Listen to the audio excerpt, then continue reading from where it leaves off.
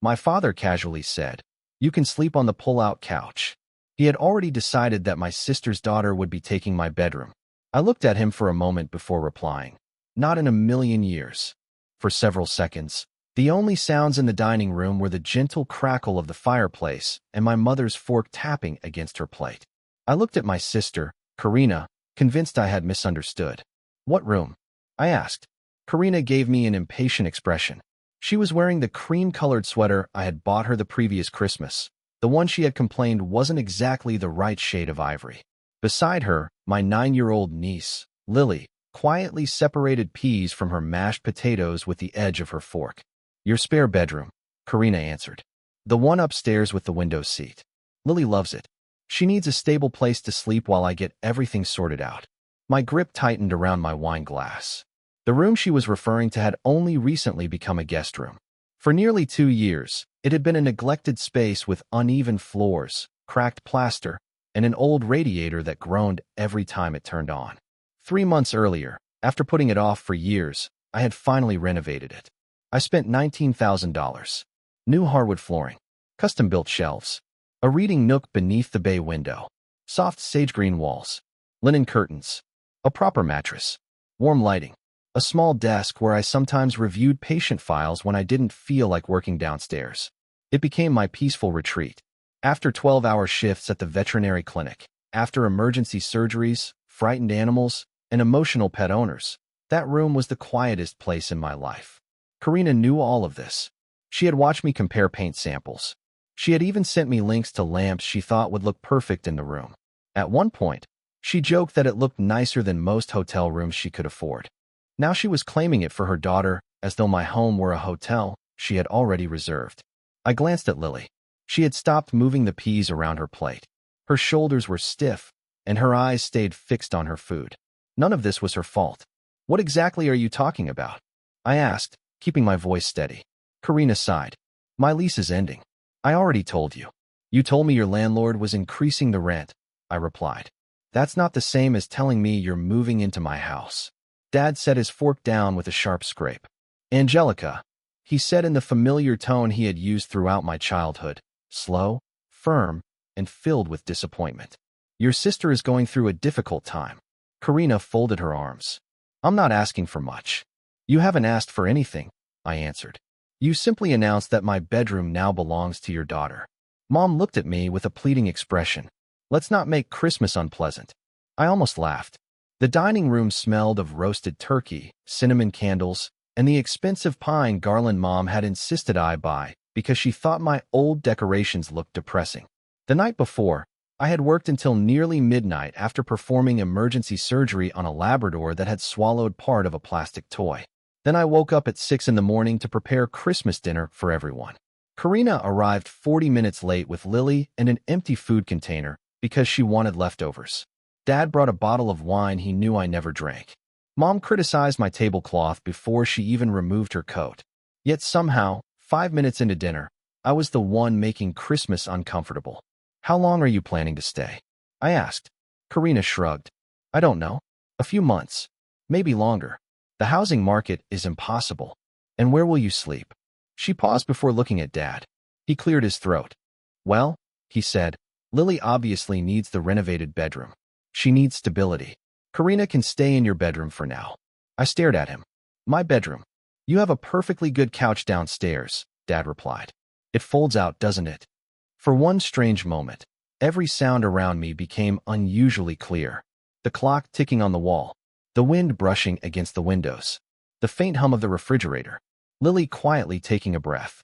I looked around the table at the 3 adults waiting for me to agree that the reasonable solution to my sister's financial situation was for me to slowly give up my own home until I ended up sleeping on a pull-out couch in my own living room. Dad looked certain. Mom looked anxious but hopeful. Karina looked almost bored. They truly believed I would agree. That was the hardest part. Not the entitlement. Not even the assumption. It was the certainty. For years they had taught me to be generous, patient, and accommodating. They expected me to complain quietly, lose sleep privately, and eventually do whatever made everyone else's life easier. They didn't realize that something inside me had finally changed. I lifted my wine glass, took a small sip, and nodded. All right, I said. Karina relaxed immediately. Thank you, Mom whispered. Dad picked up his fork again as though everything had been resolved. Karina smiled at Lily. See? I told you Aunt Angelica would understand. Lily didn't smile. I finished dinner, served dessert, packed leftovers, loaded the dishwasher, and walked my parents to the door. Karina stayed behind, scrolling through her phone while Lily zipped up her coat. I'll bring some boxes next weekend, she said. You should clear your medical paperwork out of the desk. Lily will need the space for homework. I leaned against the doorframe. What about your furniture? I'll sell most of it, she replied. There's no reason to pay for storage. And your boyfriend? She looked up. What about him? Is Marcus moving in too? Karina rolled her eyes.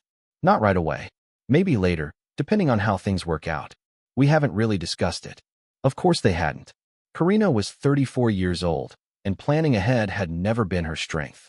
She drifted from one emergency to the next, and somehow those emergencies always became my responsibility under the excuse of family loyalty. When she lost her job at a boutique fitness studio 3 years earlier, I paid 4 months of her rent. When she separated from Lily's father and needed money for a security deposit, I transferred $3,200 without hesitation. When Lily's school organized a week-long science camp that Karina couldn't afford, I paid for it because Lily deserved the opportunity. Whenever Karina needed help with car repairs, overdue electricity bills, or an online marketing course she never completed, she called me. Sometimes she asked politely. Sometimes she cried. Sometimes Mom called first to prepare me. The money always left my account. It almost never came back. I loved my niece. That was the argument they used most often. You don't want Lily to suffer because of adult problems, do you? Of course I didn't. But over time, protecting Lily from hardship had slowly become the same as protecting Karina from the consequences of her own decisions. That night, after everyone left, I walked upstairs and stood in the doorway of the renovated bedroom. Moonlight spread across the oak flooring. The linen curtains moved gently above the old radiator. A book I had been reading rested open on the window seat beside a folded blanket. I remembered the week the renovation had been completed. I had returned home after losing an elderly golden retriever during surgery. I knew the dog had little chance of surviving when it arrived at the clinic, but I had tried anyway. She looked up. What about him? Is Marcus moving in too? Karina rolled her eyes. Not right away. Maybe later, depending on how things work out. We haven't really discussed it. Of course they hadn't. Karina was 34 years old, and planning ahead had never been her strength. She drifted from one emergency to the next, and somehow those emergencies always became my responsibility under the excuse of family loyalty. When she lost her job at a boutique fitness studio 3 years earlier, I paid 4 months of her rent. When she separated from Lily's father and needed money for a security deposit, I transferred $3,200 without hesitation. When Lily's school organized a week-long science camp that Karina couldn't afford, I paid for it because Lily deserved the opportunity. Whenever Karina needed help with car repairs, overdue electricity bills, or an online marketing course she never completed, she called me. Sometimes she asked politely. Sometimes she cried. Sometimes Mom called first to prepare me. The money always left my account. It almost never came back. I loved my niece. That was the argument they used most often. You don't want Lily to suffer because of adult problems, do you? Of course I didn't. But over time, protecting Lily from hardship had slowly become the same as protecting Karina from the consequences of her own decisions. That night, after everyone left, I walked upstairs and stood in the doorway of the renovated bedroom. Moonlight spread across the oak flooring. The linen curtains moved gently above the old radiator. A book I had been reading rested open on the window seat beside a folded blanket. I remembered the week the renovation had been completed. I had returned home after losing an elderly golden retriever during surgery. I knew the dog had little chance of surviving when it arrived at the clinic, but I had tried anyway. That evening I sat in this room, still wearing my work shoes, and cried until darkness filled the sky. It had never been just another guest room. It was the first thing I had ever created entirely for myself. There was no practical reason, no family emergency, no guilt attached. I sat on the window seat, opened my laptop, and called Naomi. She answered on the 4th ring, her voice still heavy with sleep. Is everything okay? Is this an emergency? Naomi had been my friend since university. She was also the real estate agent who helped me buy the house 6 years earlier. I want to sell, I said. She paused. Sell what? My house. Another silence. Your house. Yes. At 11:45 on Christmas night. Yes. That woke her up immediately. Are you serious? Completely. What happened? My family decided they're moving into it. She let out a slow breath. Without asking you. They asked after they'd already made the decision. Did you tell them no? I nodded, even though she couldn't see me. I'm done arguing with people who think my answer is negotiable. Naomi stayed quiet for a moment before switching into business mode. All right. The neighborhood is in demand. The renovations will increase the value. You have excellent equity. Are you thinking about a traditional listing? No. What are you thinking? Cash buyers only. Selling as is. 14-day closing. That will reduce your buyer pool. I know. You could leave money on the table. I know. Do you have somewhere to stay? I can rent a furnished townhouse near the clinic for a few months. Dr. Levin has been encouraging me to move closer and buy into the practice. Naomi already knew about the offer. My employer, Dr. Levin, planned to retire gradually over the next 2 years. He had offered me a partnership in the veterinary clinic along with access to a small cottage owned by the practice while I decided where I wanted to live. I had delayed giving him an answer because buying into the practice felt like a major commitment. Selling my house felt even bigger. But after sitting in that beautiful room while my sister planned where to put her daughter's school books and my father assigned me to the couch, the decision suddenly became simple. The house belonged to me. That meant I had every right to sell it. Naomi arrived just after midnight wearing leggings, a wool coat over her pajamas, and the expression of someone who had heard enough stories about my family to know that asking too many questions would only slow things down. We sat at my kitchen island with coffee and started preparing the listing. Fortunately, I already had professional photographs from the recent renovation. 3 bedrooms, 2 bathrooms, updated kitchen, finished basement, fenced backyard, quiet neighborhood, move-in ready, cash offers preferred, with a closing date within 14 days. By 2:30 that morning, the listing was live. At 6:45 a.m., Naomi sent me a text. I already have 3 showing requests. One from a cash investor, one from a couple relocating for work, and one from a buyer represented by an agent I trust. I'm putting up the sign now. I stood upstairs in my robe, watching through the window as she secured the sign into my front lawn. Against the fresh snow, it looked almost inviting. For sale. At 7:12, my phone rang. Mom. I let it ring twice before answering. Good morning. What is on your front lawn? She demanded. Her voice was so loud I had to move the phone away from my ear. I assume you're referring to the sign. Why is there a for sale sign in front of your house? Because the house is for sale. Silence followed. Every weekday, Mom drove past my street on her way to the dental office. I imagined her slowing her little silver car, coffee in the cup holder, staring at the sign as if it had appeared overnight. You're selling your house? She finally asked. Yes. Since when? Since last night. Does your father know? I haven't spoken to him today. What about Karina? What about her? Mom let out a frustrated sigh. Angelica, this isn't funny. I agree. You can't sell your house because of one conversation at Christmas dinner. I can sell my house for any reason I choose. Your sister has already given notice to her landlord. That made me sit up. When? Mom hesitated. Last week.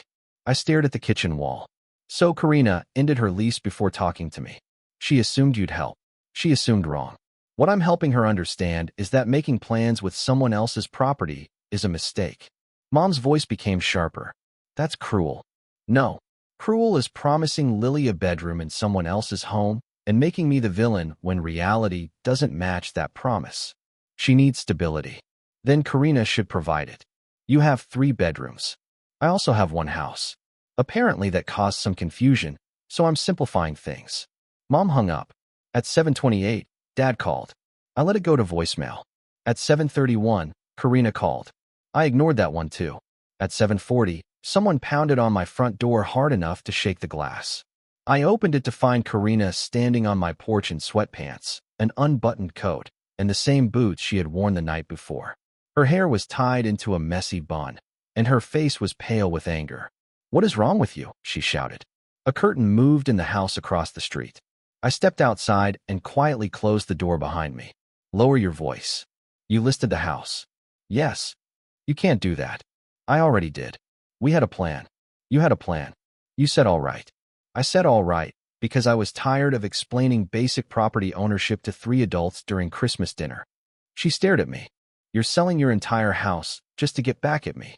No, I'm selling my house because I realized owning it made you believe you were entitled to live in it. Where am I supposed to take Lily?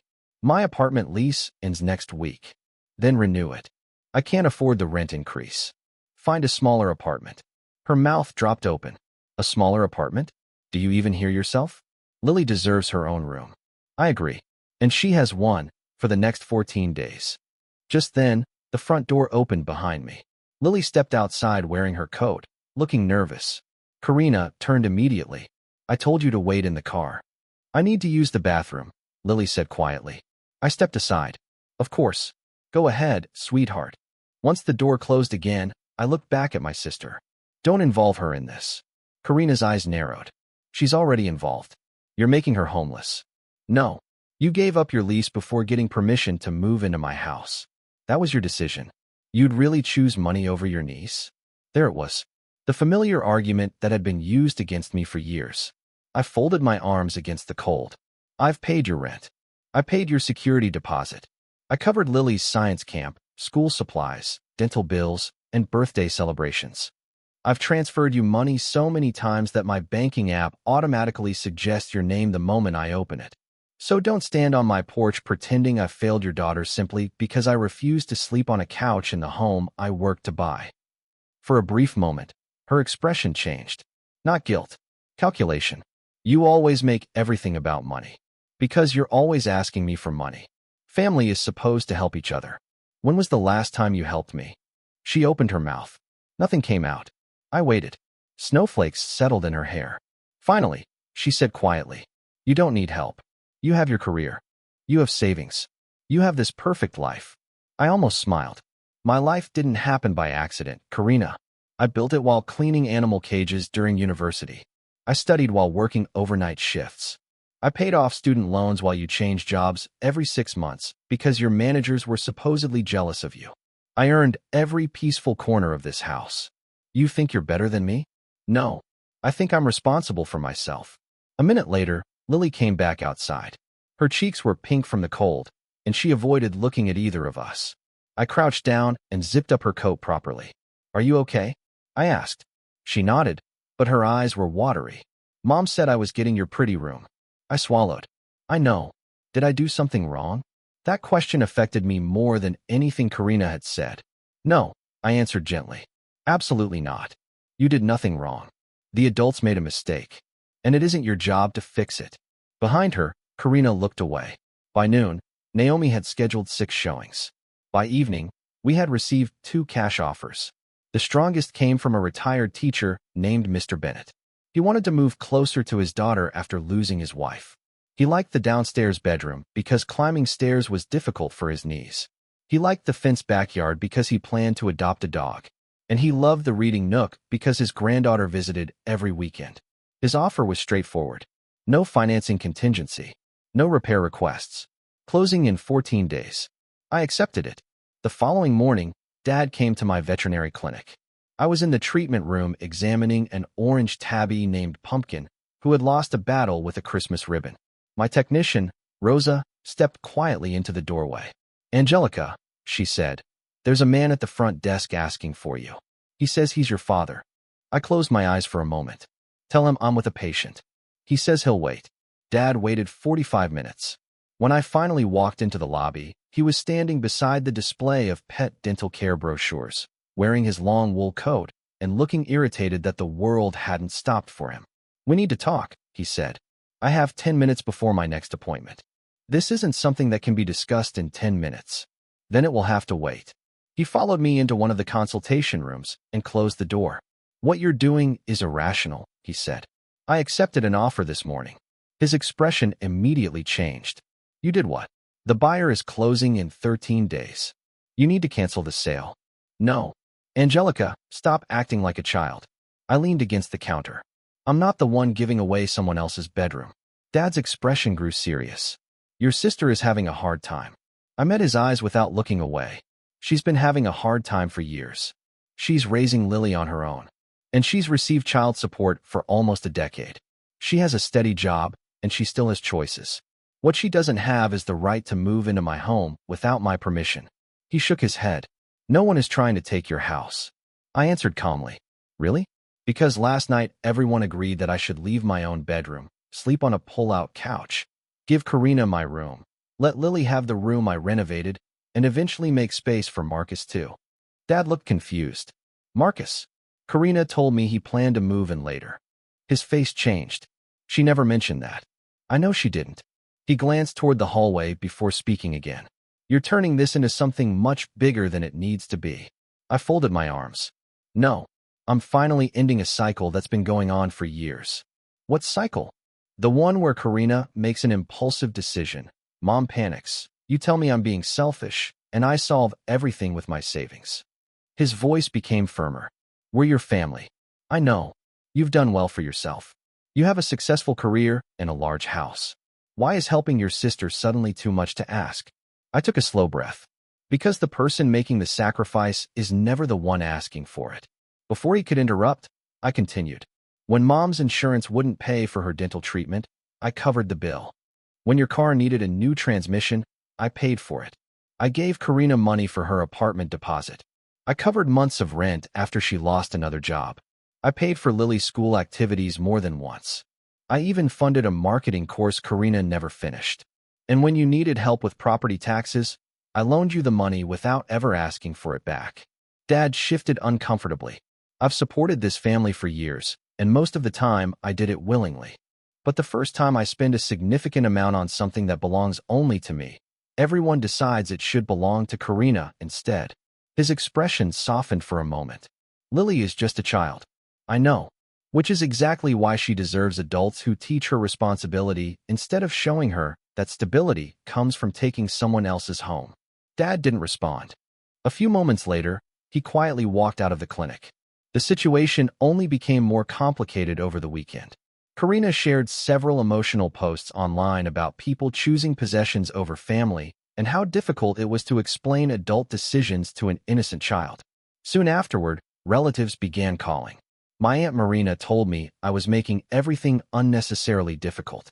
My cousin Elena suggested postponing the sale until Karina found another place. Mom even started sending me apartment listings, expecting me to help Karina search for housing.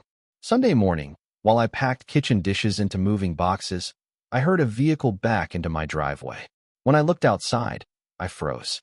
Karina had arrived with a rental van. Marcus stood beside her. Mom and Dad were there too. For several seconds I simply watched, unable to believe they had actually come. Marcus opened the back of the van. Inside were moving boxes, a mattress, Lily's pink desk chair, several suitcases, and other belongings. I stepped outside without even grabbing my coat. What are you doing? Karina slammed the van door. I'm moving in before you make another terrible decision. The house is already under contract.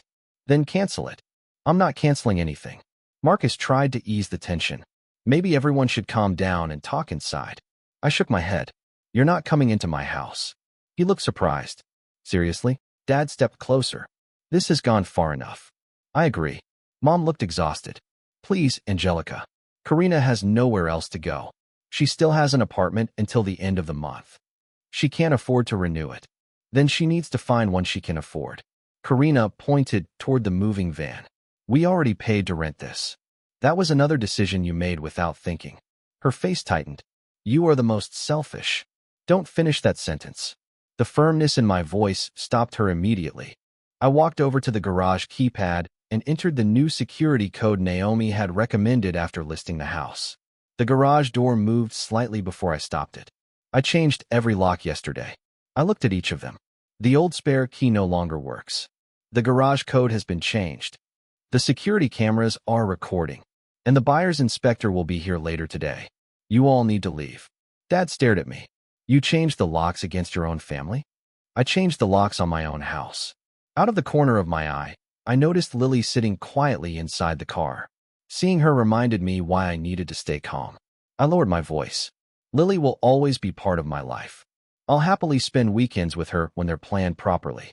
If she ever needs help with school or something important, I'll pay directly for it. But I won't allow anyone to use her as a reason to pressure me into giving up my home. Karina folded her arms.